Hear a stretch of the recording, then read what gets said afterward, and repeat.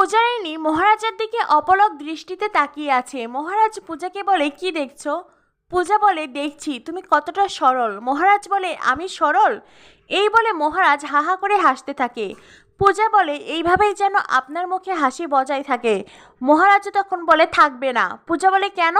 মহারাজ বলে, আপনি বললে কোনো কথা বলবো না। এখন থেকে আমি তুমি আর তুমি তুমি, বুঝতে পেরেছো?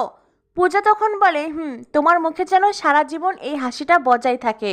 এরপরেই মহারাজ পূজারিনী দুজনেই হেসে দেয়। পূজারিনী নিজের চোখ ধরতেই মহারাজ বলে, এ কি, কি হয়েছে চোখে? চোখে কি কিছু পড়লো নাকি? পূজা বলে, আমার বাম চোখটা লাফাচ্ছে, আমার মনে হচ্ছে কোনো বিপদ হবে। মহারাজ বলে, তুমি আবারও কুসংস্কারের কথা বলছো? তুমি একজন লেখাপড়া জানা মেয়ে, তুমি এইসব অন্ধবিশ্বাসের কথা কেন বলছো? পূজা বলে, আপনি বুঝতে পারছেন না মিস্টার মাথা গরম। মহারাজ বলে, আবার আপনি? পূজা বলে, সরি সরি, তুমি। মহারাজ বলে, দেখুন, ক্যালসিয়াম ভিটামিনের অভাবেও কিন্তু অনেক সময় চোখ লাফায়। পূজা বলে, এবার কিন্তু তুমিও আপনি করে বলেছ।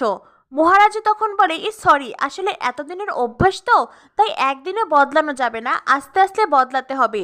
পূজা বলে, ততদিন না হয় আমরা একে অপরকে ক্ষমা করব আপনি বলার জন্য। মহারাজ বলে, তা একদম ঠিক বলেছ।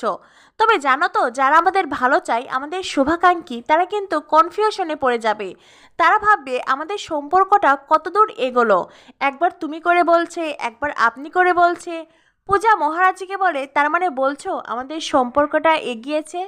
মহারাজ বলে, আজ আমাদের পরিবারের খুব আনন্দের দিন। আমাদের বাড়িতে একজন সৎ সাহসী ভালো মানুষ বউ হয়ে আসছে, মানে প্রিয়াঙ্কা বৌদি। পূজা বলে, তাই যেন হয়, প্রিয়াঙ্কা বৌদি যেন আমাদের বাড়িতে আনন্দ নিয়েই আসে। মহারাজ বলে, আমিন। এরপরেই পূজা মনে মনে ভাবতে থাকে, হেমা সিদ্ধেশ্বরী, আমার তো দাদা আর প্রিয়াঙ্কা দিদিকে খুব ভয় করছে।